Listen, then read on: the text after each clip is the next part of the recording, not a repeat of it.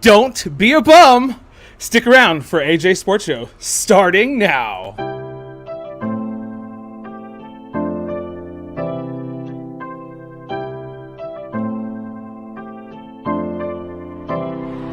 You know, you gotta try new stuff every once in a while, right? You know? Like vegetables you don't like. Ooh, cauliflower. Terrible. Cauliflower is my best friend. What's going on, folks?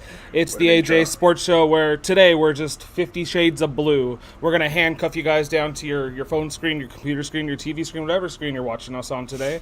And we're going to give you some pleasurable stuff to talk about with your friends at the water cooler tomorrow.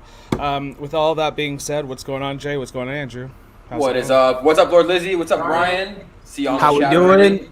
How we doing? Shohei, monster, ridiculous. Talking about someone getting, abused. Shohei, he's being abused being on a sub 500 team. Just saying. Oh, man. Ryan, you may need to go get a little ownership position in the Angels, try to get some wiggle room in that front office. Doesn't make it any better either that Anthony Rendon is now out for the rest of the season too. So their chances of also making the playoffs have now dwindled. They're now down Mike Trout and Anthony Rendon. So Shohei's last man standing. Sorry, Ryan. If Shohei were to do like an ASMR channel on YouTube where he just like ate hot Cheetos or something, I would just watch that like the entirety of my day. I don't know about you guys. Why hot Cheetos? Is there like some sort of connection, or are you just saying just throwing a random thing out there? I like it spicy. Like the intro. Yes, like our intro. So Amanda is not here. It doesn't look like, at least, but that's okay. She made this for us the other day because I said I looked like a hobo on screen. I think Ryan, you were in like Jamaica or Ecuador or something. I don't know. You were vacationing somewhere around the world, and we were here working our part-time job, AJ Sports Show, and being roasted as roasting each other, roasting ourselves. It wasn't even a Saturday roast, so. My wife this morning said, or just a few minutes ago, was like, why did you call yourself a hobo? You're so handsome, hun. And I'm like, stop it, honey. She can confirm in the comments below. Ryan said, I feel like a Cubs fan. There's always next year. Not if you're a Cubs fan. There's always the next decade if you're a Cubs fan right now. Damn, Ryan. Yeah, don't jinx yourself, dude. That's a decade. You wish a decade, a century, 100 of them. They told themselves next year for 99 years. So what is the Cubs? What's the Angels equivalent of the Cubs Billy Goat? Is it the rally monkey?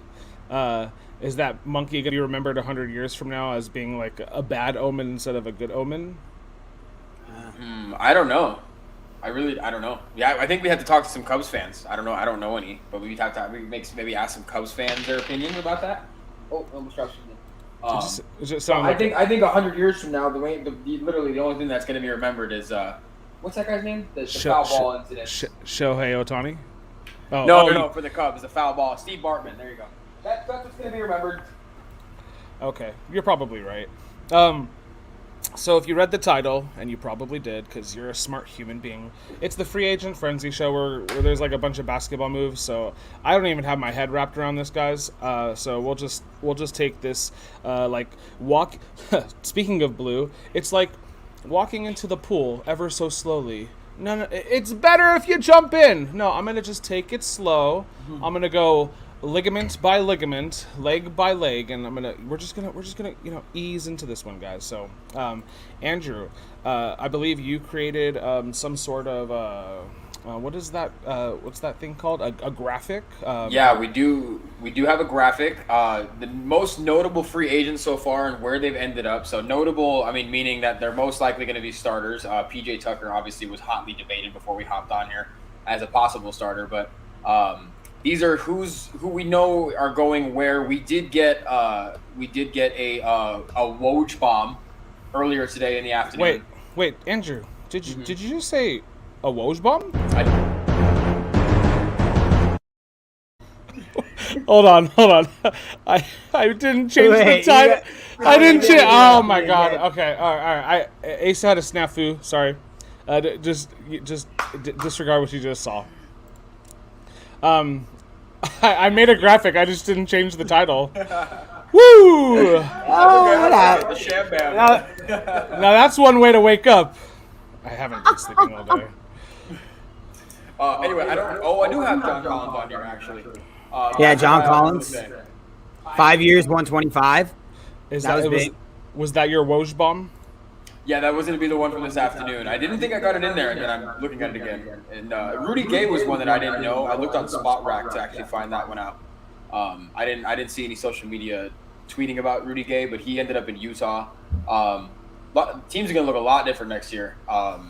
Some people returning back to where they are. DeMar DeRozan obviously didn't end up on a team that we definitely thought he would end up on, but Chicago's kind of looking pretty strong now with the addition of Lonzo and a nice role player in Caruso that hurts Lakers fans a little bit. If you guys follow the Twitter page, you'll see that we were very upset about that one. But yeah, a lot of names still available too. We can go into the names available in a little bit, but any moves here that stick out to you, to you guys? Like, which one do you think was probably what move do you like the best out of this group of the most notable guys? How about you take that first question, Jay? The move I like the best was probably DeMar, to be honest with you. I mean, they got him for a relatively decent salary. A lot of sign-in trades went on this year in the free agency market. A lot of teams, with the salary cap kind of in flux with, the COVID-19 virus going around, we're not sure where that's going to be sitting at. A lot more teams willing to dip into the luxury tax and pay that fee for being in there to win. And I mean, it's something that, Lakers fans, we don't give a damn. We're $45 million over the cap right now, and we're paying a big luxury tax. I mean, obviously we're the Lakers, so we don't care. And small markets like Utah may have a problem swallowing that, but you saw that this year, even with them. They paid Mike Conley. They got a little bit of help relief by getting rid of Derek Favors and trading him. Saved about $15 million, so that way they don't pay that much in the luxury tax. But we're seeing that be a big thing in the NBA now, where players are finding ways to get to teams they want to get to. And even if that includes a sign and trade and that team maybe having to give up, a few second rounders or even a first rounder in some of those cases. So sometimes to make sure you get where you want to go, it's worth it. So I think DeMar DeRozan going to the Chicago Bulls was big. I don't think this makes them a huge contender in the Eastern Conference, given how top heavy that side of the. I mean, if you look at both conferences, actually, I mean it's really there's top 2 or 3 teams, and then it's a pretty drastic fall off after that.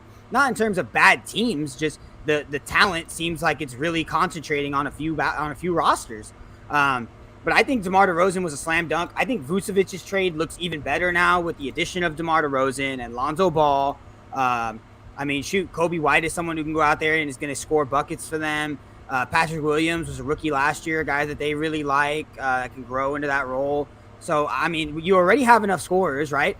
I mean, the biggest thing with the dang Bulls is everyone that you had was like a one-on-one isolation player. Zach LaVine just gets the ball and tells everyone to get out of the way. I mean, I think he averaged like 4 or 5 assists last year, but I think that was genuinely more out of necessity than anything. So getting Lonzo in there. I like DeMar DeRozan ball handling skills that he developed a lot when he was in San Antonio. That's something he was not particularly well thought of for when he was in Toronto. He was a scorer and he was a guy who can go get a bucket, but he was never really like a big facilitator. That really grew when he was in San Antonio under the tutelage of Greg Popovich. So yeah, I really like the DeMar DeRozan move out of all of these specifically. I like one thing in particular, and it's Derrick Rose re-signing with the Knicks. I had a feeling you'd go there. Of course it was. And it's because Damian Lillard is going to be a New York Knick this upcoming season, and Derrick Rose will be backing him on the bench. That is my ace. My ace in the place. I don't know, placeholder. I'm just saying this, but ace. Kemba Walker. I'm. Whatever. Okay. Exactly. He's gonna take it to deal him. Oh wow! Sign and trade. He just got bought out by the Thunder. I told Andrew this morning. I kind of forgot that Kemba Walker went to the Thunder until he reminded me that Al Horford got traded to Boston, got traded back there. All right. I tried. I'm not. I appreciate it. It's good. Call try.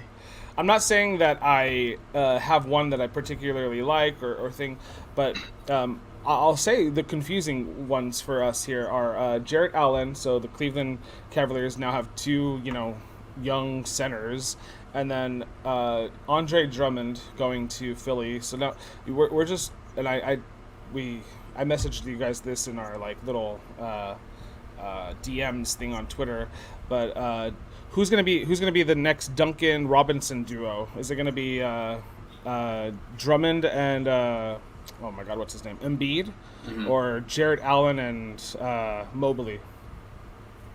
I think it's too early to tell with Mobley, but Mobley looks like he's going to be pretty darn fantastic. I didn't realize he was a good three-point shooter. Jay made me look into that. He does shoot the three for a 7-footer. That's a bit of a head scratcher for me though. Jarrett Allen staying in Cleveland. It makes no sense. I don't really understand it. They're very guard and center heavy. At the guard position they have Colin Sexton, Isaac Okoro, and Darius Garland, and at the center position they have Jarrett Allen and Evan Mobley. So they're very, very top heavy in two positions and need to fill out the rest of their roster. I did make a mistake here. Spencer Dinwiddie, I put Brooklyn. That's my bad. He got dealt to Washington in a four. It was ended up being a 4-team trade. That some of it happened on draft night. A couple, and then the Spurs today got a second-round pick and why am I blanking? Chandler Hutchinson from the Wizards to go over there, and Spencer Dinwiddie ended up being in the backcourt with Bradley Beal. I love DeRozan. The Derrick Rose move I kind of thought was a no-brainer. The one I kind of thought here that I'm obviously going to be a big fan of, you guys know me, I'm a big fan of Lonzo Ball. Not only am I glad that he gets to go to a team where I think has a little bit more potential than New Orleans does, just the way that they're currently constructed. I just think he's really, every year he's really gotten better. He's improved everything. He over 70% shooting from the free throw line, and as a guard, you want him to be higher than that, but coming from where he was at 48% his rookie year, that's really cool to see. Over 40% from the three last year. I think it's going to be a nice addition. Chicago's going to be good. Again, my heart aches for Alex Caruso going over to Chicago as well, but the Lakers were able to keep hold of Talen Horton-Tucker. And then I didn't have him on here, but Kemba Walker signed. I believe he only signed for about $8 or $9 million. He took a really cheap deal to go play with the Knicks. Most people remember him. Most people who think of Kemba Walker, the first thing that pops up into their mind anyway is that play in Madison Square Garden. Well, he'll be playing every week now, where he crossed over the Pitt defender and left him in the dust and won the Big East title. So he'll definitely have a chance to, reprove himself in the conference that he's been in for the entirety of his career. And we'll see. The Knicks might actually have a decent roster. They re-upped with Taj Gibson and Nerlens Noel. So they were 4 seed last year. We'll see if they can be the Cinderella darling this year, Ace. And then John Collins, I think Atlanta got him pretty cheap. When you look at guys like who were in John Collins' draft class, Shai Gilgeous-Alexander signed a 5-year deal and got $175 million. John Collins signed for $125 over a 5-year period. So that core solidified with Trae Young and John Collins. Trae Young also, I didn't include him in here, but he also did get the 5-year. He was eligible for the max, became the 6th player in NBA history to have a $200 million contract under his belt. And Steph Curry signed his second $200 million contract of his career, being the first player in NBA history to do that. So it's been a whirlwind so far. Angela, were you talking about this? Oh, yes, sir. Uh-huh. Look at this.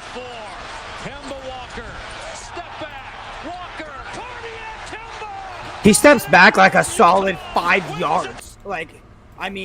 He goes from the free throw line to basically a 3-pointer in one step. It's ridiculous. You knew it. That was I think that was the second one of the tournament, and he ended up with 3 game winners in that tournament. It was unbelievable. Just to touch on some of what Andrew said, John Collins was $25 million a year for John Collins. I think it's kind of like a know your role type of factor for him. I don't think there was a ton of bigger money out there for him. When you look at the landscape of the NBA now, you either have to be elite, athletically, elite shooting wise. And even if you're elite just defensively now, it's not enough anymore. John Collins is not the biggest power forward in the world. And he's definitely not the best shooting power forward in the world. I think that his ability to play well with Trae Young really made that contract a no-brainer when it came to Atlanta. And then for John Collins' sake, I'd hitch my wagon to Trae Young too right now, the way that I'm seeing him play. I'm looking and I'm still putting up numbers. He's averaging almost a double-double. Pretty much. I'm John Collins' agent. Yeah, I'm John Collins' agent. I'm saying, hey, buddy, let's slow down here. We'll take the 25 mil generational wealth. Don't worry about it. You know, if anybody was going to say we were going to talk about The Rock, it would be talking about Jungle Cruise, the movie that just dropped from Disney. I need to see that. Not The Rock as the actual Rock. Know your role and shut your mouth, man. He used to troll back when trolling wasn't a thing. Some stuff that they used to allow on WWE, man, it's it's a look. I'll tell you that. What was I gonna say? The one that didn't make sense to me, but the dynamic doesn't really, I don't know, work. Is the fact that Andre Drummond went to go back up Joel Embiid? What the hell? He complained about playing minutes, but then, bro, you're gonna get like 10 a game. Okay, like Embiid stays on the floor 35 plus minutes. Well, no one's even okay. So yeah, 100% that. Number two, and I'm gonna share my screen here for a second, boys. Y'all see this? Joel Embiid has made a career out of roasting Andre Drummond. Specifically, doesn't play defense. I got a couple other ones here. Tweeting out at him. He put this picture up, like on his Instagram. Exciting and fun, great tonight. Great battle against Andre Drummond. I was cooking him. I mean, and then, keep your friends close, but your enemies closer. Right. And then he put up this meme of Andre Drummond, or a gif of Andre Drummond dancing like a fool after he dropped 39 and 17, and Andre Drummond only had 8 points against him. And then this is literally from his Twitter. I own a lot of real estate in at Andre Drummond's head, and on my way to build more. #bum. He called him a bum, and they're teammates now. And then Joel Embiid, kind of epic. Joel Embiid has the social media thing down. August 2nd, the day he signed him, Joel Embiid tweets out, he goes, "Anything going on today?" So I just thought that one was funky, dude. I was like, oh, wow, that's interesting. He signed really cheap, too. I think it was only 1 year. So I thought he would have gone to, like, the Nets or something. I mean, I don't know, like an actual contender. Another team that I thought, maybe he would have taken a second look at was the Clippers. I mean, I know the Clippers don't have a ton of money, but I would have thought the Clippers would have made some sense, too. I mean, I know they like Zubac, but... Yeah, how many players have pinballed back and forth between those two lockers the last couple of years? Right. So Chris Paul going back to Phoenix till he's like 40 or something. I mean, that makes sense just because Phoenix isn't a contender without him. So real quick, since you talked about Chris Paul, did you hear about the Pelicans made him like a 4-year, like $110 million offer that he was mulling pretty seriously, apparently. That's why he didn't sign like right off the bat.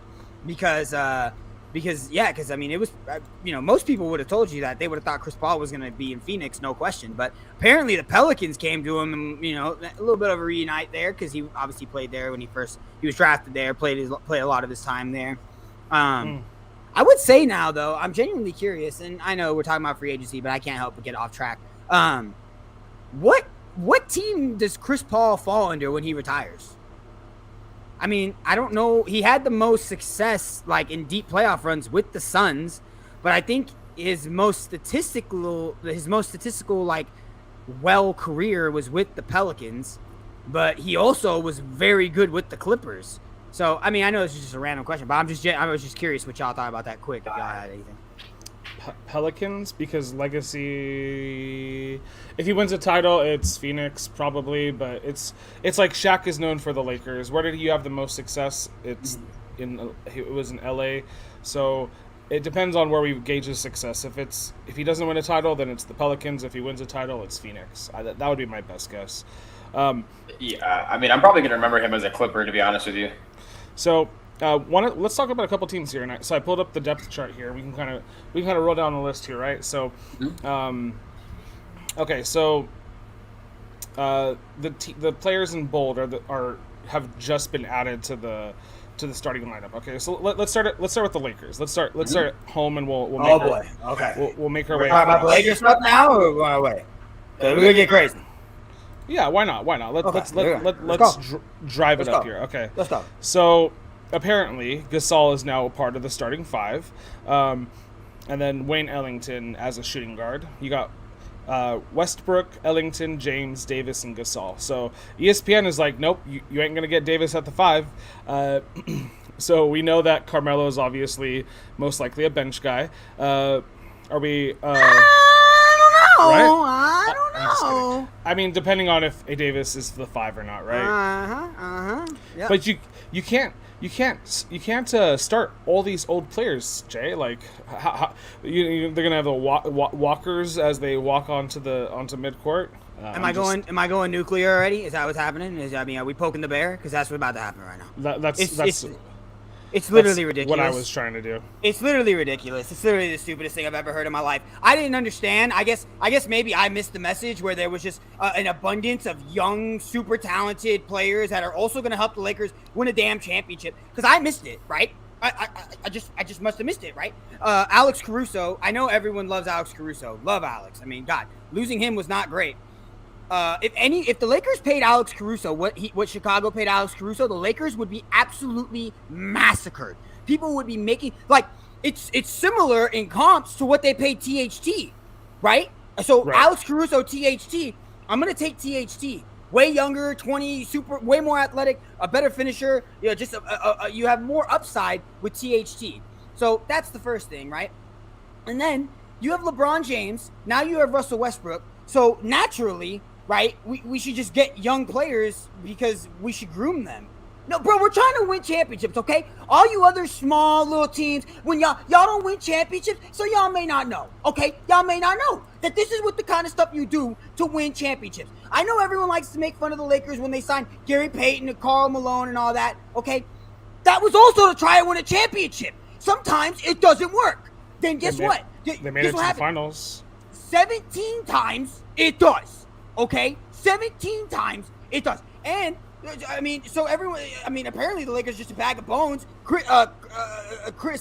Kendrick Nunn is pretty damn young. Malik Monk is pretty damn young. I mean, these guys are going to come in, and everyone was like, oh, we have no shooters. Kendrick Nunn for over 40%. Malik Monk over 40%. Wayne Ellington over 40%. Andrew texted it to us the other day. We signed 3 players that shoot the ball at over a 40% clip. Carmelo Anthony had the best three-point shooting season of his career last year. He had the best catch-and-shoot season of his career last year. But LeBron James broke his three-point percentage last year. I don't know what you guys are talking about. And maybe I missed something. I guess accumulating the most talented people available is the wrong thing to do in the NBA. I mean, I didn't know that they were going on walkers. We're going out. We're playing 32 minutes on damn walkers is what's going on. It's ridiculous. Just for reference, right? Because right now, and this is with Dwight Howard as the starting lineup. So if you look at the potential lineups for the Nets and the Lakers right now, right? And I don't totally agree with this because I don't think Dwight Howard's going to end up starting. But for the Nets, they have Blake Griffin, who's 32. Kevin Durant is 32. James Harden is 31. DeAndre Jordan is 33, and Kyrie's 29. Their average age of their starting 5 is 31 and a half. Okay? The Lakers have LeBron, 36. Russell Westbrook, 32. AD, 28. Howard at 35. I'll give you Howard at 35, I guess. I don't think he starts, but that's pretty, you know what I'm saying? And then that's going to skew this a little bit. And then Malik Monk, who I definitely think is starting, at 23. The Lakers' starting average age is 30.8. So pick a narrative and keep the narrative. LeBron said it today. He tweeted it out, right? Y'all be talking about the squad. Y'all got a lot to say about the squad. Keep saying it, but keep saying the same okay? Because when we hang 18, I don't want to hear about this was a super team, okay? I want to hear about LeBrick, and I want to hear about Russell Westbrook, and I want to hear about how old Carmelo Anthony is, and I want to hear the people say that this is the best, this would be the best roster in the league if this was 2012. Keep it. Keep all of it. Just do me. Just everyone stay consistent, okay? That's all I'm asking for you knuckleheads out there. That's it. I'm done. Hold on. Ladies and gentlemen, I have to stop the recording just for a sec. Hold on. Shams just tweeted like 2 minutes ago. Oh boy. Free agent guard Raul Neto has agreed to return to the Washington Wizards. I messed up the earlier one. I had to. That's a good redeemer, buddy. There you go. There you go. That was good. That was good. Nice. I love it. We got little, I'm waiting for Woj to drop something. Don't worry. I'm on this one. I'm on it. Okay. Neto, solid role player. I have to redeem myself. Okay, so, yeah, I mean, I was excited when we talked about Westbrook to the Lakers, and then this was before, obviously, Melo decided he wanted to turn that L into his name into a Lakers championship and not just another L team he's been on. Show's over. Jay just ended the show. Okay, well, thanks for tuning in, folks. This has been the AJA Sports Show. We'll catch you guys next time. Shohei for. Just kidding! That's not going to happen, Ryan. I mean, guys, it's kind of ridiculous, right? Like, I mean, I know we're Laker fans and stuff, but like, seriously, like, if any other team, like when the Nets got all the players that they did, we were like, holy crap, like that's freaking good. That's pretty damn good. So like, the only thing, we try to be as non-biased as possible. And the only thing that derailed the Nets was injuries, right? The only thing. Yeah, so I mean, Lakers and Nets had to deal with injuries last season, right? Or else we probably would have seen the Lakers versus Nets finals. And then remember, playoffs, shortest postseason for finals winning team. Both the teams in the finals eliminated in the first round. That stuff correlates like 100%. So, I'm just having a good time here today. Yeah. Okay, so we talked about the Lakers. You're talking about the Lakers, and I agree. The Lakers got better. They didn't get worse. If you watch the playoffs and you watch Dennis Schroeder like be an idiot, not score any points in like 2 of the 6 games because we're chumps and didn't even get to 7. Instant, no matter how much Westbrook has played in the playoffs or not, it's just instant gratification just to know that you got the triple double king because he lives alone on that island, and he'll probably live there for the rest of his life. Wayne Ellington's a good role player because you don't need another freaking star on this team. LeBron James is obviously the point forward of this team, but gets Westbrook to facilitate, and there's going to be so much fun we're going to see between those two guys. Anthony Davis is going to have a redemption season, and I also this is the ace in the placeholder, right? Anthony Davis has a better season than the rest of these guys that are starting. I think it's time for him to shine, not just in the playoffs because he's the reason the Lakers won the 2020 Mickey Mouse finals, but I think he'll have the best season he's had with the Lakers so far. And then Marcus Gasol probably won't start most of these games. If you know the Lakers, they like to change up the roster quite a bit. So I can kind of see we'll see different variations of this roster. Hopefully not because of injuries, but hopefully because there's free agency frenzies just going, guys. We still got some names on the board, and so we'll start to see what the roster actually looks like once we get a little closer. Ryan. So they are. Go ahead. Oh yeah. No, do you have the betting? Last I looked, they were plus 400, and the Nets were plus 200. So the Nets they're the second favorites. So would you rather have Davis, LeBron, Westbrook, Durant, Harden, Kyrie? Right? Nets are plus 225 right now. Lakers are plus 425.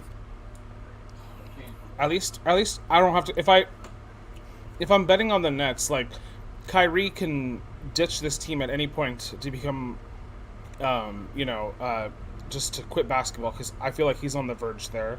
Harden is underrated on this roster, so that scares me because he plays with burner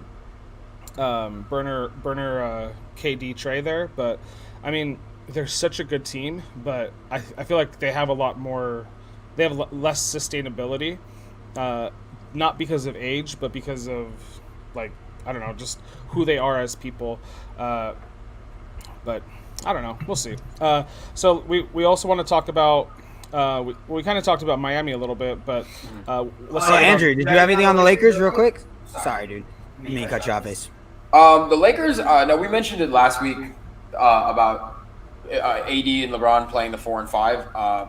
It's obviously not reflected on this graphic. I don't know if or when that will be reflected on the graphic, but that's just the word around the street. I don't know who's going to be in the starting lineup. I don't think it's going to be Wayne Ellington. I could be wrong. All I know is that the Lakers added 4 shooters who, from spot up shooting the 3 last year, all shot over 40%, and plus 1 who shot over 38%. And the thing I was going to say about the Lakers is when did free agency start? Free agency started 3 days ago. The first night, all the old heads got signed. The first one you saw was Dwight, then Melo. Well, actually, Melo came a little later. The first one you saw was Dwight, and then Ariza, and then Guys who were over 35, and then everyone was, hashtag Lake Show Retirement Center was trending or whatever you want to call it. And the very next day, the Lakers signed THT, Malik Monk, and Kendrick Nunn. Guys are all under 25 years old, and all of a sudden it's like LeBron's in a super team. So to answer your question that you were kind of posing hypothetically, Johnny, no, it's not going to happen where they just shut up about it. It's going to just it's going to be a nonsensical cycle of poking the bear at towards LeBron, because it's just been the MO for the fans on social media throughout the entirety of his career. And we're just going to have to live with it as Laker fans. And when we, like you said, when the Lakers hang banner 18, it's not going to matter because everyone else is going to be looking silly, and the Eastern Conference can sulk in the fact that they probably have as many titles over the last 60 years as the Lakers do combined in their franchise history. So, and we're not homers completely. Like, no, LeBron, until he retires or is not on this team, carries the weight of being like the West favorites, in my opinion. And then you have Anthony Davis, who doesn't get enough responsibility, like, to put on his overall career as far as like being super successful. So that's why I said, like, I feel like he's gonna have the best season. I feel like he needs to, like, spread his wings and fly, baby, fly. And then Westbrook, like, needs, he's been to the finals, but he needs a title. So I bet it's Lakers Nets if I have to guess right now in the finals next season. And I think that would get like astronomical ratings compared to this Bucks Suns final we had to sleep through a little bit. I agree with you. The Nets did add Patty Mills too, who wasn't on that list. Another good role player off the bench. I really like that. I was really upset about that. Not upset, but I wanted the Lakers to get him until we got Kendrick Nunn. I didn't think Kendrick Nunn was even going to be an option until we got him. We didn't hear anything about Kendrick Nunn coming. I mean, if you look at the Lakers bench, like Kendrick Nunn, Wayne Ellington, THT, Trevor Ariza, Marc Gasol, the bench is also Dwight Howard. These are not guys who are on losing basketball teams. Like, these are guys who have really high basketball IQ, have been in NBA finals, have won championships, and that's why they're here. Again, I get it. They're older. I know the young guys have been really, like, you look at Devin Booker and stuff, but like, as much as we want to talk about the young guys taking over the league, who was in the finals? Okay. Who has been dominating the league for the past 10 forever? It's always been guys. You have to have veteran leadership. You have to have been there to do it. Even if you're young, it's guys who have been there. Like, the first one everyone talks about is Luka. He's been playing overseas since he was 12 professionally. Like, yeah, Luka's going to come in and ball. Like, I mean, come on, dude. It's still LeBron and Steph and now Giannis after going through the trials and tribulations, and Kevin Durant. And, I mean, even like the Heat a few years ago, it was Jimmy Butler. Like, I mean, these guys have been in the league. They're mentally tough. They've been in the NBA finals. They've gone through playoff struggles. So I don't know. I don't know what these pundits are asking for, what they would have preferred. And I mean, Andrew's right. I'm a Laker fan, so I get a little hyped up for it. But at the end of the day, it's probably just because we're the Lakers, and there's a big target on us all the time, which is why we go out there and we swing big. Look at, there's so much you can get into, dog. Look at the LA market, bro. Like, you have to do this. You have to go big. The Rams don't have a first-round draft pick for 20 years because they just have been going for it. Because if you don't, you'll get washed out here. So, anyway. Rams about to be 14-3 next season. Real quick, before we start talking about the Miami Heat, I think Carmelo, and this brings me back to when Robert Horry signed with the Spurs in like 2003. They had already won a championship, but they signed Robert Horry. In like 2005, he knocks down that Game 5 3-pointer, I think, to win them that game, and he wins 2 championships with the Spurs. But I get vibes that Melo is that type of player for the Lakers, just because he doesn't have to start. He can come off the bench. He's clutch. I already know that. And I can see him providing like a game winner for the Lakers at some point in the playoffs. Yeah. Just another piece to the puzzle. He can get his own shot. Yeah, he's a guy who gets his own shot. I kind of miss the early 2000 Spurs. Such a good team, man. And that team made me scared to be a Lakers fan because the Spurs are winning titles, and I want that. Yeah, I they want were that. a thorn on their side. Yeah. I want that West equivalent, and I don't know if Utah or the Suns this season can repeat that for a few years, but they have to win a title, so who knows if that'll happen. Okay, so let me bring back our little depth chart here. So I went away from that big expanded one, and so looking here at Miami, right?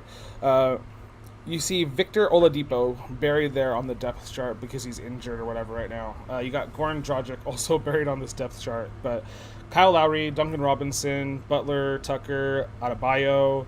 I mean, if that's their starting five, which it probably won't be because Oladipo will probably get a starting spot, right? So Duncan Robinson off the bench. I mean, they love Duncan Robinson a lot. So I don't know, PJ Tucker off the bench, but either way, they have a lot of value here. I just don't know if it's enough. This could be like a Milwaukee Bucks team where you have like, and they did that based off of like, obviously Giannis statistics throughout the whole season. He put up the numbers, right? So that's like your Jimmy Butler potentially here, and then in the playoffs, the value was added from Middleton, right? And just being completely clutch. So in that sense here, I think that could be like Kyle Lowry, right? Or even a Duncan Robinson because he's a pretty good shooter. So I don't know if they hit that stride as the Bucks did. It would probably take an MVP season from Butler. I definitely see them making the playoffs with this roster. They're probably a 4 seed. So that's my thoughts on the roster. What are you guys thinking? Are they still going to make moves, do you think, or is this what they're looking like they're going to roll the season with? I don't know the room that they have because Kyle Lowry 3 years, $90 million, Duncan Robinson 5 years, $90 million, and then Jimmy Butler. They basically just gave him a hotel and lodging in Miami for the remainder of his career because they're going to be paying him $55 million when he's 36, which I think is absolutely ridiculous. How many aces do you give that, Andrew? That deal alone, 1. Get out of here, wise guy. I don't like it at all. $50 million. Jimmy Butler is going. A guy who's never averaged more than 21 points a game in an NBA season is going to be making $55 million at age 36 in the 4th and final year of his contract. He will not be out of this contract with the Miami Heat until 2025. Right. I mean, who knew? I don't love it, dude. I really don't. I mean, Udonis Haslem, is he still playing the NBA? He's on the. I think he's an assistant coach now. Yeah, I think he just. Yeah, I don't know why he's ESPN. What are you doing? Good for you. Good for you, though, man. Good for you, though. Just real quick, I agree with Andrew on the Jimmy Butler thing. That's a lot of money. It's a lot of money for a guy that had the last 2 years has shot 24% from the 3-point line. You guys heard that correct. 24. He shot 24%.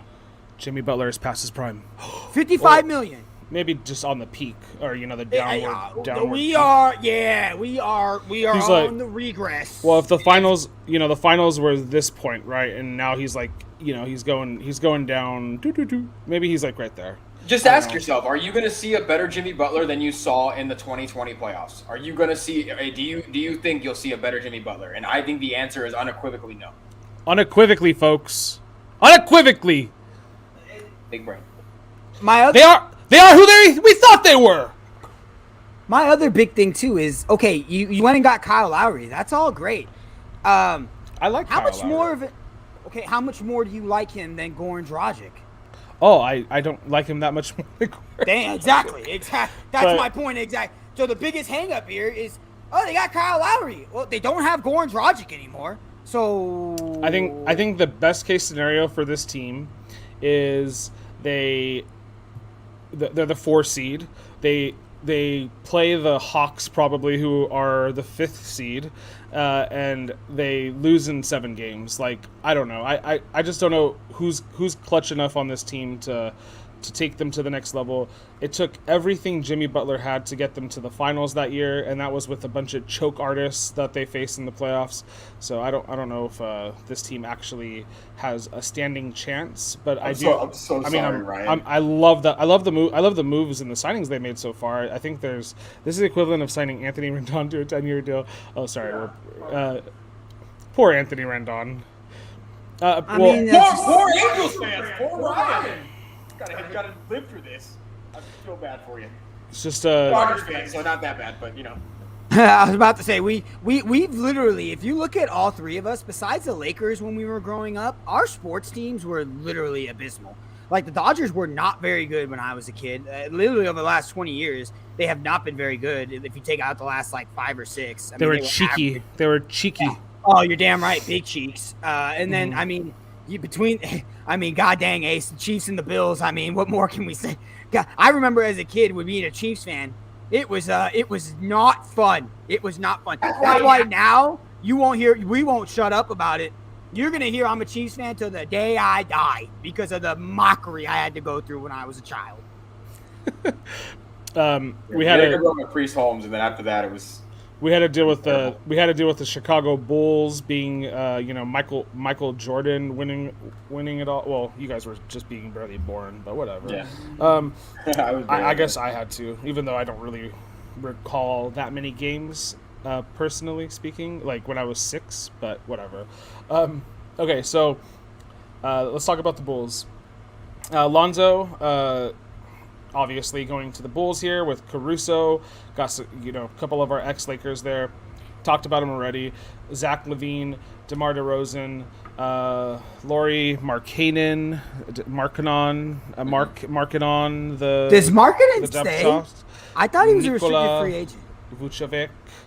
I don't know. Andrew, you're smart. Answer that question. Kobe White as your backup point guard here, who probably was going to be the backup regardless.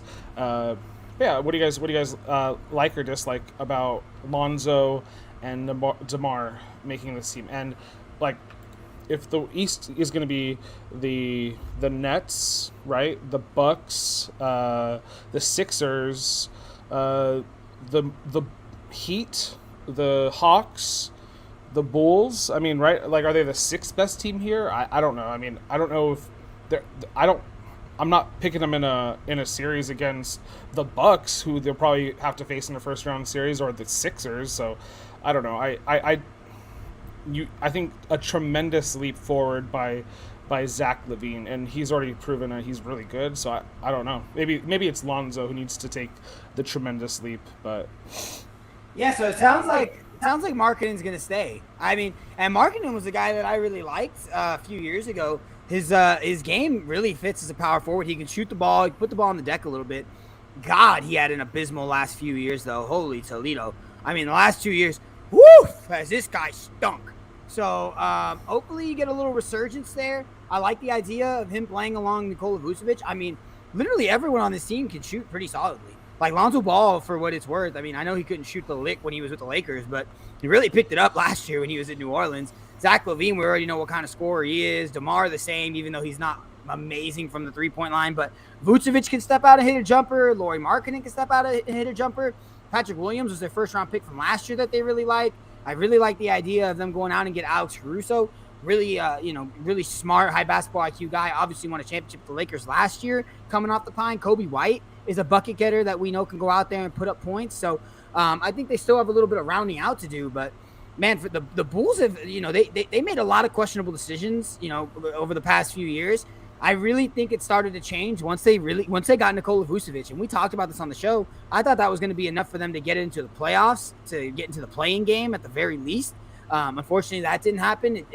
Zach LaVine got COVID, and a lot of circumstances surrounding the entire NBA season, not just specifically the Bulls, kind of hindered that for them. But this looks like a solid team, and I think, Asa, you're right around 6th, 7th in the East. And I don't think this is to say something bad about the Bulls. I think this is just more of a fact that the East is pretty good. I think Boston got better. I think obviously the Knicks got better with adding Kemba. I'm not going to say that they're unbelievable, but they got better. The Hawks, we saw what they can do. And obviously you have the Nets and the Bucks at the top and Philly.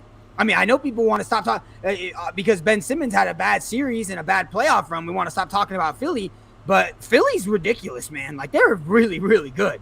So, yeah, I think around 6th or 7th in the East is good. And I mean, as much as maybe Bulls fans don't want to hear that, maybe you have higher aspirations. You know, maybe you guys overproduce and you guys can get up there into the 4 or 5 seed. But I mean, just the fact that you're competent's got to be halfway feeling nice, right? I mean, you haven't been competent since Jordan. Absolutely. Their last playoff series win, I think, was when Derrick Rose was there and they beat the Knicks in 7 against Melo and the Knicks. I believe that was the last time they won a playoff series back in 2012. So I do imagine this team makes the playoffs. Yeah, Lonzo, I mentioned earlier, is the guy that I've liked for a long time, and I really like the addition there. I think it kind of they kind of have just like a traditional 1 through 5, which you're not going to see a lot on NBA rosters. Like DeMar is like a natural small forward who's now going to slot into that spot. Zach LaVine, we saw the jump he made, 28 points a game last year. So again, another guy I've really liked. And their bench, and they're really high on Patrick Williams. Lauri Markkanen, I think he can still be a solid player for them. He averaged 19 and 9 his second year, in Chicago when there wasn't anybody else. So maybe he can, do a little work this offseason. I'm sure he's going to try and get back. He's still a restricted free agent. I did look that up. He's unsigned. The Spurs made a run at him, but the Spurs, apparently the article I was reading, opted for Zach Collins as opposed to Lauri Markkanen on a cheaper deal and a more of a contract. He wanted too much, it sounded like. And I think Lauri Markkanen, I mean, Zach Collins, the contract he got was a $7 million annual average value. I think Lauri Markkanen is worth a little bit more than that, but when you're Greg Popovich, you want to be you're a frugal already as it comes, and you're very particular about who you bring into your team. So getting a guy like Zach Collins, who could possibly be who has similar potential, although coming off an injury, is probably more of the San Antonio way to make a move. But 6 or 7 in the East, I can see that. I mean, they could probably have a Knicks season where they somehow work their way up to the 4 spot somewhere, but I think seeding has kind of like shown its hand and not really it doesn't matter. Like not to say that the regular season doesn't matter, but I mean seeding is just the better teams usually just end up winning, and that's just what we're gonna end up seeing. So here's probably the battle for 6-7 is between the Knicks and the Bulls, right? So the Knicks here getting Kemba Walker, Evan Fournier away from Boston, but he played cheeks when he was in Boston, so who knows what he brings. He gave Team USA to business. He did. RJ Barrett, Julius Randle, Mitchell Robinson still recovering from a broken bone or something. I can't remember. Broken bone in his foot. Derek D. Rose off the bench. I mean, Obi Toppin, a nice young player. Nerlens Noel, Jay can roast him another eternity. Alec Burks, who you could just play on DraftKings. If you play DraftKings, you might know who Alec Burks is. So I look at this roster and I see no huge elevation. If Kemba was Damian Lillard, I could see them being the 3-4 seed. I don't know if I would choose them to go to the finals, but the New York Knicks, I was kind of not jokingly trying to plug them to be my dark horse sleeper, make it to the 3rd round or something. I don't know, but I still like Kemba, not as much as I would have liked Dame. I think we're close to seeing like Julius Randle type seasons. Like I think he's at his peak now, and I don't know if that's he's a good player at his peak. I don't know if he has any more like juice or depth to make himself greater here. So we'll see what RJ Barrett if he changes to be. I don't know if RJ Barrett's enough to elevate this team. That's what I'm trying to look for. Like, who's the future stars here? Who's going to rise way above expectations? And I don't know if I see anybody doing so, and so I'd still not favor them in the East. But obviously they got better with Kemba, so should be a fun team to watch. They'll probably compete in a playoff series too. But I don't know. Just I mean. Personally, I'm a guy that's been a little more not so ready to buy in on the Knicks, especially last season. It just wasn't my cup of tea, right?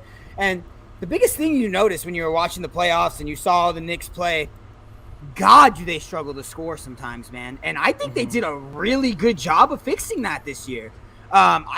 Getting guys like Kemba Walker and Evan Fournier that can shoot. I mean, good Lord, those two starting positions last year were Elfrid Payton and Reggie Bullock. Okay, so that's why. If you want to know why I wasn't very high on the Knicks last year, the two of their starting 40% of their lineup was Reggie Bullock and Elfrid Payton.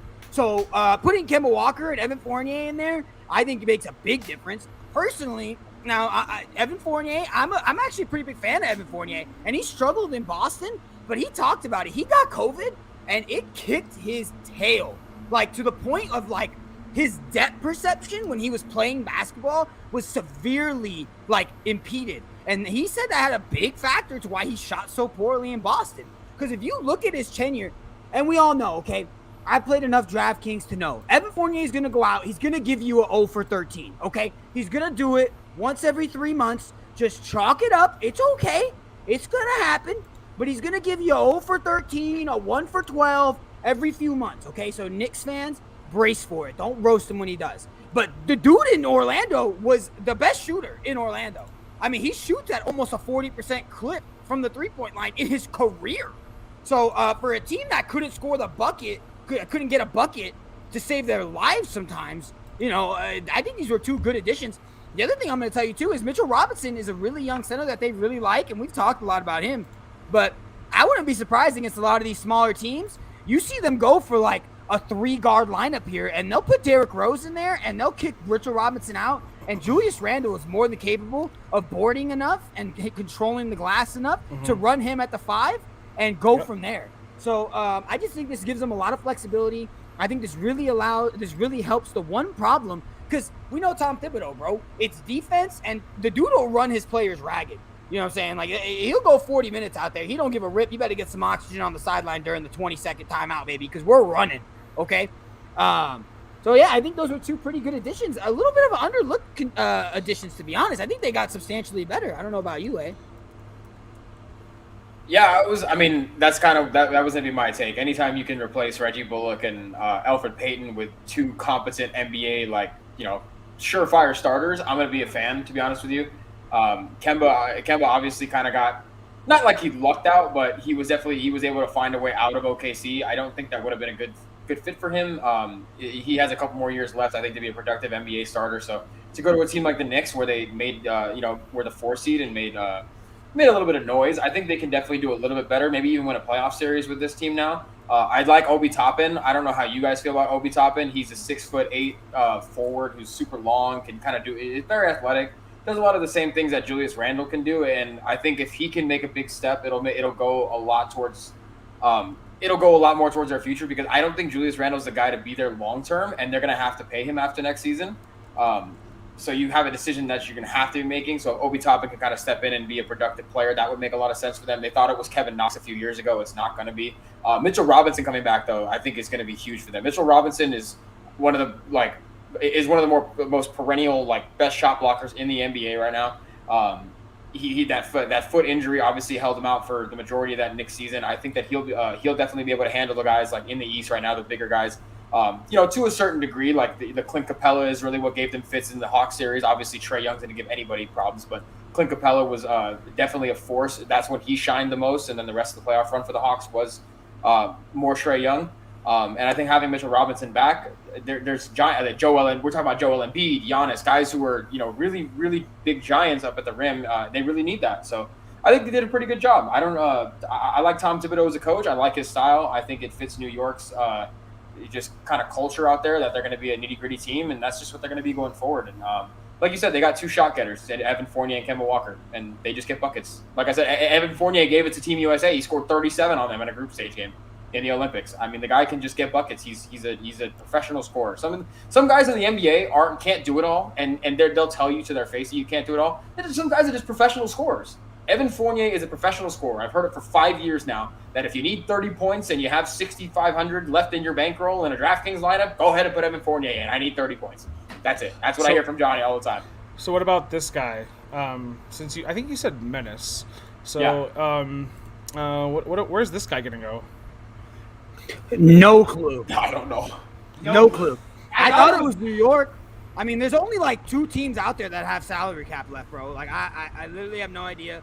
It makes that, everyone wanted to 4 years, $84 million to play with LeBron, bro.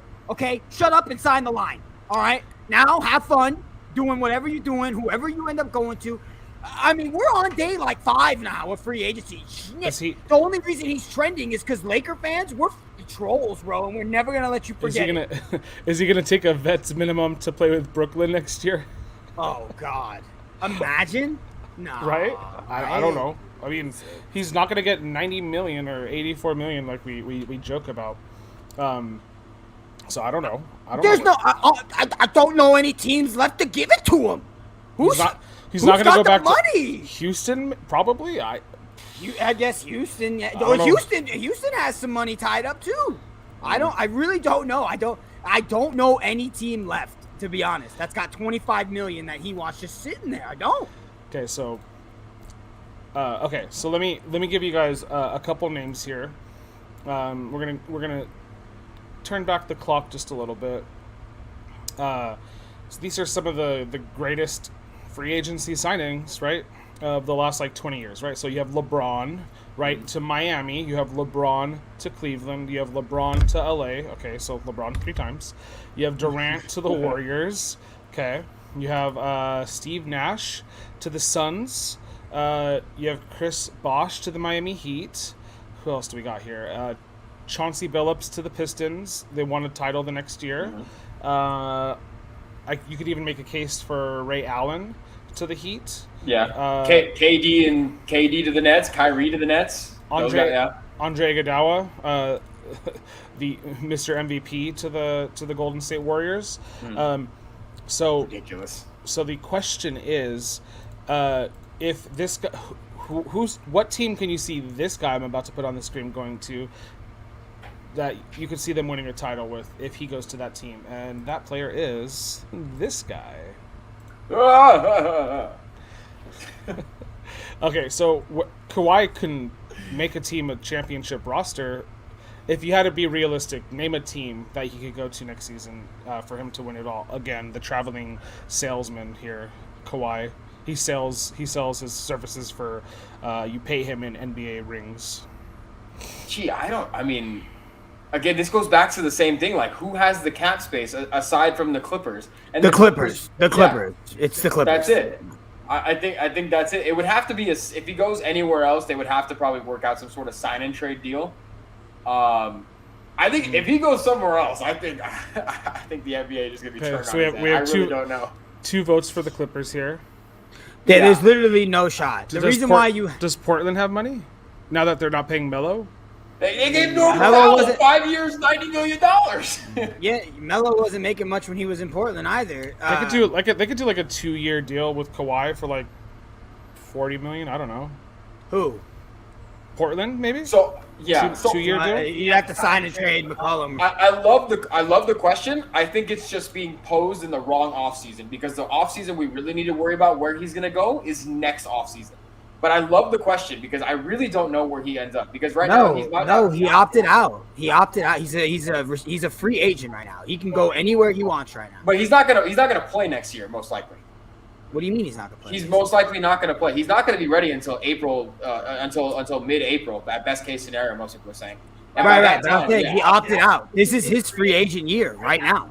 Like, he's an unrestricted free agent right now because he opted out. Oh, I understand. I'm just saying. I think it's because I was going to get to, a lot of people were saying, what I'm hearing, a lot of people were like saying on social media and everything, that he's going to sign a 1-and-1 and then opt out of that 1-and-1 next season when he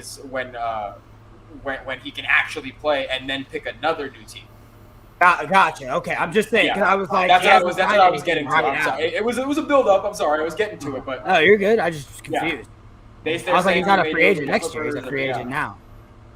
Oh yeah, so 1 year deal is potential there, right? But it would be the Clippers. He's going back to the Clippers. Any team that thought they had any sort of a chance of getting Kawhi would have tried to save salary cap or not signed anyone to make room for Kawhi. And look at who's left, and look at the salary cap that's left. It's only the Clippers. He's gonna go back to the Clippers. I know that they said that he was gonna test the free agent waters or something like that. No, he's not. It's the Clippers right now. So There's literally only, according to Spot Rack, there's literally only one team in the NBA right now that is out of the luxury tax. It's the Memphis Grizzlies, and they have $96,000 in actual cap space. they may open up some more because Eric Bledsoe's not going to be there, and he's making a solid chunk of change. But even Memphis, he's not going to Memphis. I just think it's funny. Everybody else, the next closest in terms of cap space. It's 96,000 positive for the Memphis Grizzlies, and then the next team is the Cleveland Cavaliers, who are negative 12 million in cap space. Kawhi to Memphis, man.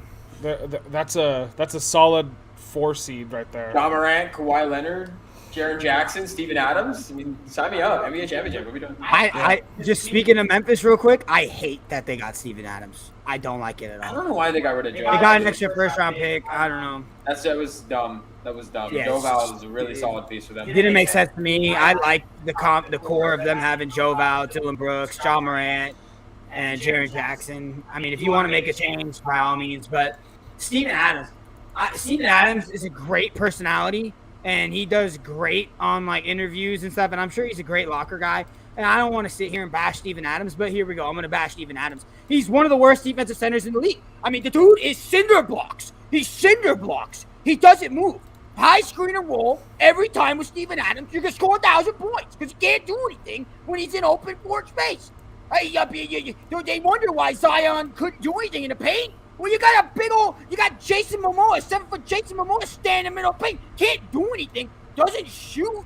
I mean, even if he stands in the corner, what's he going to do? Are you mopping up the floor? Yeah, absolutely, Jay. That's Jay Egregious. Cinder blocks, man. It's ridiculous is what it is.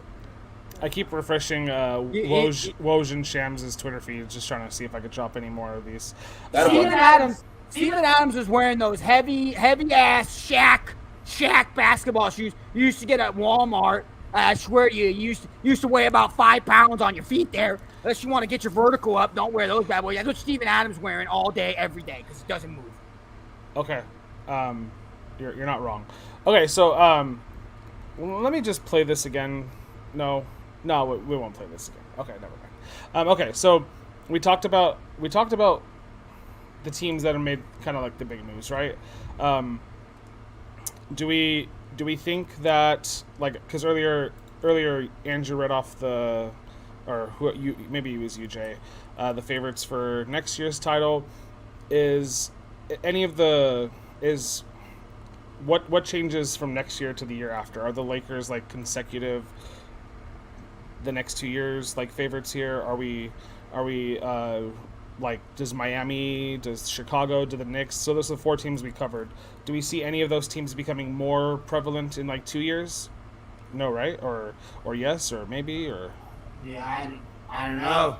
I think for the Lakers, as long as you know LeBron's going to be healthy going into a season, and this I was gonna mention this earlier. The thing about us being like, you know, we're not homers for the Lakers. We're obviously fans. We talk about it, but we're not going to be the first ones to the wrong party. And that party is the LeBron is getting old and LeBron is washed up. I'm not going to do it.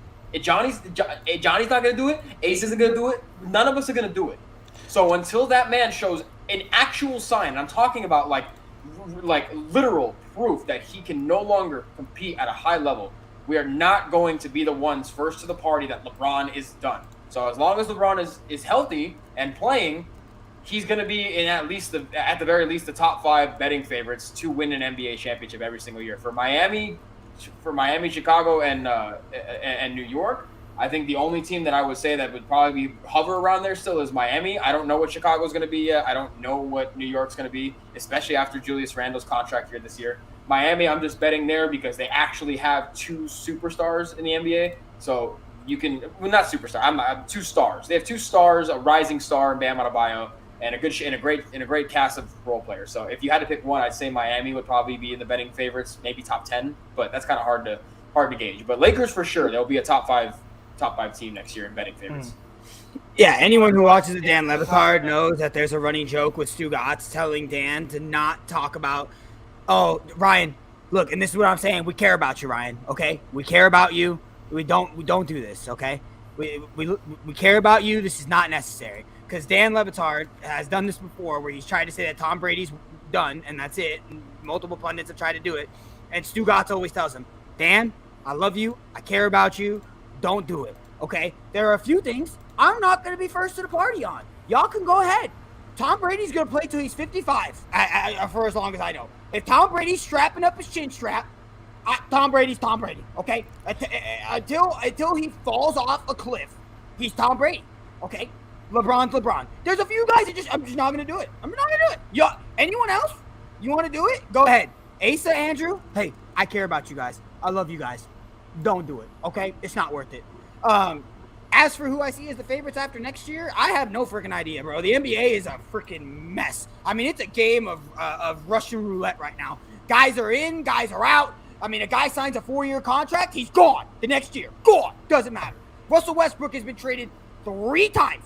He was first the only MVP to ever get traded in back-to-back seasons. Top it off, baby. Triple threat, back-to-back-to-back. I have no freaking idea what's going to happen in the next 2 years. LeBron was never supposed to be a Laker. You told me a year before LeBron was going to be a Laker, I'd be like, dude, well, I don't know what you're on, but give me 2 of them, okay? And as sure as shit, here he comes. I mean, what are we doing? As sure as shit. You know what I'm saying? Your commentary can only lead me to do one thing. It is to inaugurally give you something that has never been given to anyone in any generation of anyone's life. I'm so intrigued. I like in this. the pre-Byzantine Empire, before the Ming Dynasty in China. It is this moment, August 4th, 2021, that I look at you and offer you a kind gesture, Jay, and this is that gesture. 100 aces! I hope you paused and counted, because there was 100 aces up there. That was a really good take, Jay. Who really knows? Who really knows? And that leads me into asking you guys, and we're gonna play a game, and that game is this.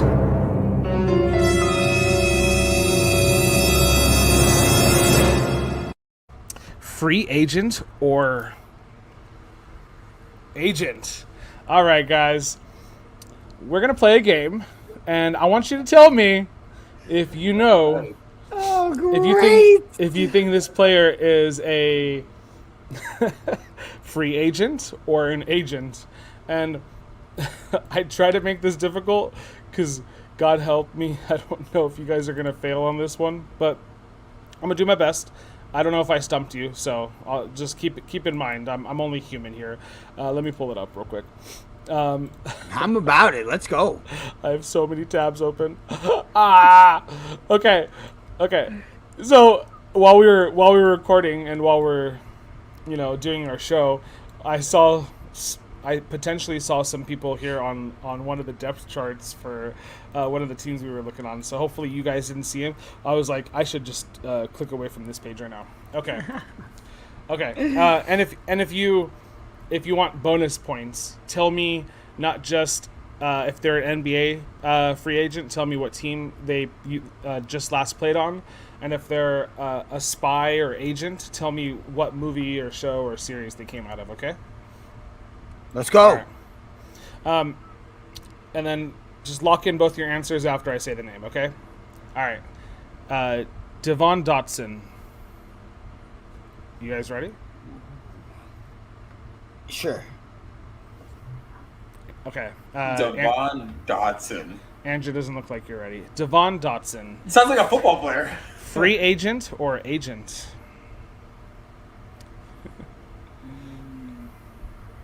I don't know. I'm going to go with free agent. I thought did he go to I think he went to a blue blood. I could have sworn he went to Kentucky or something. Kansas. He went to Kansas. Andrew, lock in your answer. Free agent or agent? I want to say agent because I don't know if he's a free agent or not, but I'm gonna go free agent. Oh, yeah, I'm gonna go free agent. I'm gonna go agent. Devon Dotson. NBA player for the Chicago Bulls. Dang, is he on the roster actively? Or? He's on the depth chart currently. Oh, got you. Okay. We had the depth chart up earlier. I didn't see it. He is a free agent. Yeah, because y'all were looking at the double guy's name. Forgetting his. I could scroll through the comments. Okay. Yeah. Okay. Okay. Next one. Axel Tupain. What did you just say? What did you call me? Is that a name? Axel Tupain. I don't know who that is, dude. Nah, it's an agent. That's an agent. He's an agent. I'm gonna go agent. Name Axel. Yeah, probably be an agent. Okay, you guys are keeping score here, right? I'm up 1-0. Axel Tupain is NBA free agent. He played for That's the 0-2. Milwaukee Bucks. Really? Right. Oh, dude, that name sounds. Remember when we were talking about the international players that were playing in the finals? Ryan's got one. He's a bench player. So me and Ryan got 1. Andrew got 0 so far. All right. Okay, number 3. John Drake. No, that's an agent. That's an agent. He's from. That's an agent. Yeah, John Drake. Agent. I don't know what he's from. He's from Breaking Bad. He's from Breaking Bad. Never seen Breaking Bad. I haven't either. I'm just guessing. I'm just gonna say agent though. I'm gonna say agent too. I feel like one of these has to be. Let me put it on. Let me put it on the screen. My answer on the screen. Here we go. He is an agent. Danger. Yay! Love it. Okay. Ryan got 2. Andrew Slow got down 1. Slow down 1. From the FBI? Is he from the FBI? Say that again. Is he from the FBI? John Drake? Yeah. No, he was in a movie, like a 1930s movie called Danger Man. Ryan said from the FBI. I was like, dang, Ryan knows stuff. Oh, I mean, he might be. He might be. Okay. Okay. Here we go. Michael Knight. Damn, you really did a good job, dude. I don't know who that is. Free agent. I'm gonna go. Yeah, me too. I thought it was his name. No, okay, I'm going agent then because I need to catch up. Reverse psychology. Don't pick the same one as me. I need to catch up. Stop it. I'm gonna go free agent. Just to do that, I'm going agent. I need to get points. Is Andrew Ryan saying agent? Okay. No, it's for the other one. Free agent. He's a free agent. Ryan's on board with me. Free agent. Free agent. Okay, here he is. David Hasselhoff as Knight Rider. Let's go. Let's go. I caught up. I kind of manipulated that one, but I caught up. Dang it. Okay, Michael Everyone's Knight. tied at 2. Oh man, I used to with my grandma. I used to watch Knight Rider all the time. Okay, here's number 5, Nathan Knight. Free agent. Now you're just messing with me. As Free agent. Now you're just messing with us. Do I get an extra point if I guess the team right? Yes. If Okay, it is a free agent. and do I lose points for guessing the team wrong? No. Okay, Michael Knight plays for the Charlotte Hornets. Give me Do you have a guess too if he plays for an NBA team, Jay?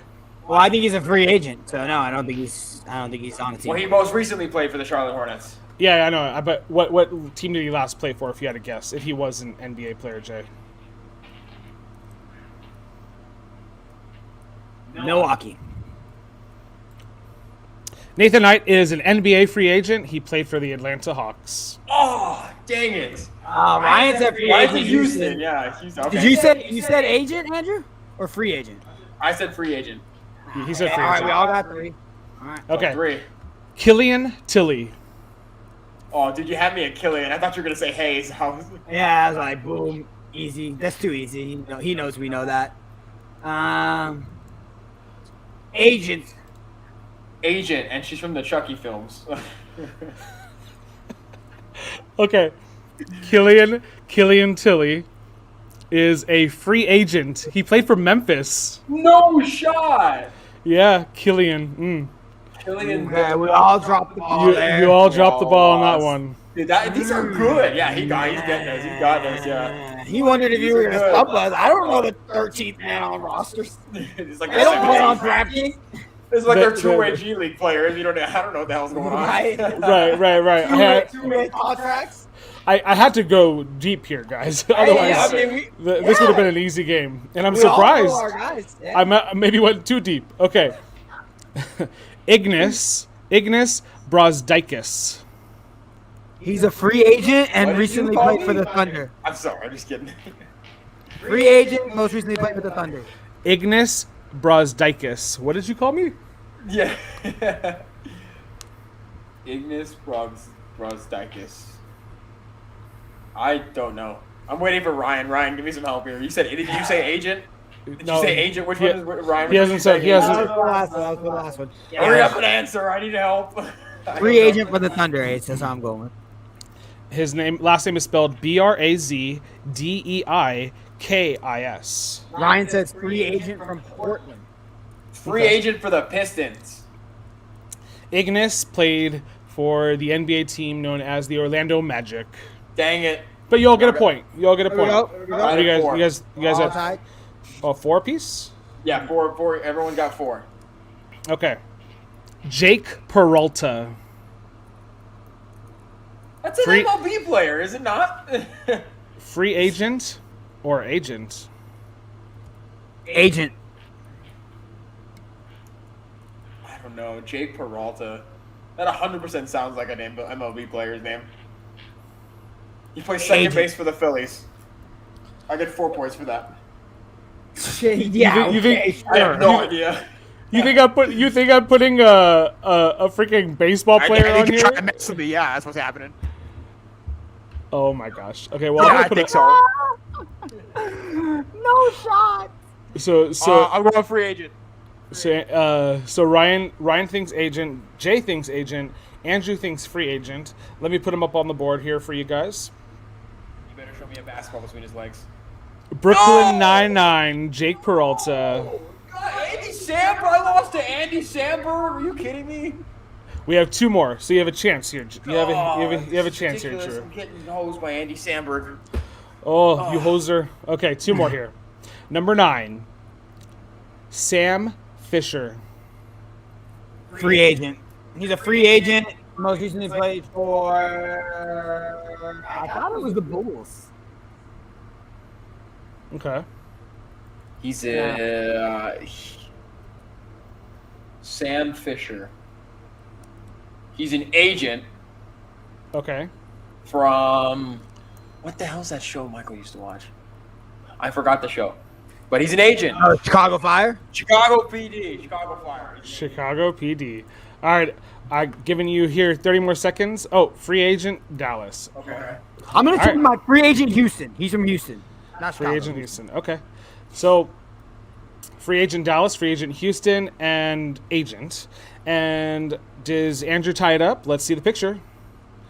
This is Sam Fisher from Splinter Cell video Oh games. boy, my gosh, I don't even know who Splinter Cell. Yeah, I'm glad I got it though. Yes, tied it up, baby. Good job, Drew. Okay, Win this here. this might be, I don't know. We'll see. Maybe this is too easy. This might be the end. Frank Mason. Oh yeah, free agent. Free agent, agent. played for the No. Kings. Milwaukee. So you said Kings, Andrew. Yeah, Jay, you said Milwaukee. the guy from Kansas, right? I'm not answering. I'm waiting for Ryan to put Yeah, his it's a answer. guy from Kansas. Yeah. Milwaukee though. I'm pretty sure that was it. He said I knew that one. Is that we talking about the Splinter Cell one? Yeah, I think that's what he's talking about. All right, we're waiting for your answer. Free agent Bulls. Okay. Frank Mason is an NBA free agent from the Orlando Magic. Okay. Oh no! So we have He a was tie, also right? on Milwaukee and on Sacramento. Did we just miss him being in Orlando last? Yeah, I think so. I believe that was where he was with last. Okay. That's when he finally got forgotten after a while. Okay. I gotta put in a tiebreaker, right? Yeah. Okay. Hold on. Let me pull it up right now. Hold on. Okay. Yeah, it was Orlando. Most recent after that was Milwaukee, though. Then Sacramento. He was drafted by Sacramento. Okay. While we wait for Ace to pick that up, those of you who are hopefully going to be watching this on the pre-recorded version of the European Turban, our YouTube page, please hit the bell and subscribe. Really goes a long way for us. We love having people here. We're trying to build on our subscriber count. Love people in the chat, so come and give us a look. Come talk some sports with us. Come shoot the hay. Love to see it. I love that. Thank you for that plug, Andrew. Absolutely. Okay. Of course. Have to. All right, here we go. Have a great night, Ryan. Enjoy Jungle Cruise. Thanks, Ryan. Yeah, have a good time. I heard it's like not really substantive, but a great ride. Like it's like a fun movie to watch. So sign me up for a summer flick. Summer flick, boys. Okay. Here we go. Ready? John Steed. Agent. Can you spell that for me, please? As Steed? S-T, like a noble steed? Yeah, Steed. S-T-E-E-D. John Steed. Mm-hmm. Oh, dude, I got no clue, Ace. You kidding me? Agent. Free agent. Agent. Free agent. So, this is the tiebreaker then, right? Wait. John Steed. I don't know. John Steed. Are you locking it in? As free agent. Free agent. I gotta go for the win. I'm not gonna try and tie him. I gotta go for the win. So Johnny's going right. agent. I'm feeling more towards free agent. So All right, John Steed is also Major the Honorable John Wickman Gascoigne Beresford Steed. MCOM is a fictional character and the central protagonist of the 1960s British spy series, The Avengers. Chalk it up. Chalk it up. Sorry, Andrew. You lost and you lost your footage there for a second, so we had to kick you off. I did it on purpose. I'm so sorry. That I lost. Chalk it up. I'm Chalk so it sorry. up, Dub. I'm so sorry for your loss. That's what I do. Tired of losing. Tired of being just kidding. I'm tired of losing. I'm tired of being up. Well, I'm only tired of losing if the Dodgers lose tonight. Then I'll be tired of losing. We will not. We will come out victorious. Max Scherzer on the mound for his first game as a Los Angeles Dodger. We will come out victorious against these Houston Astros. And just so you know, folks, so earlier I had a little snafu with the transition. I know nobody's watching right now besides us, but it's okay.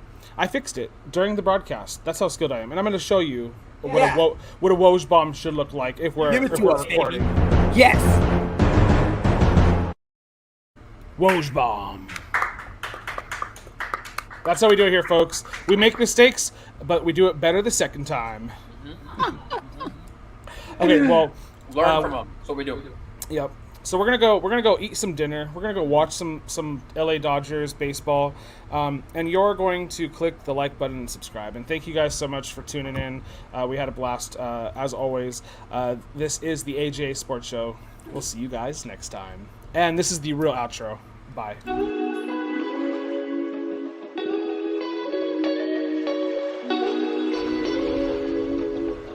Severus Snape, the best agent of all time.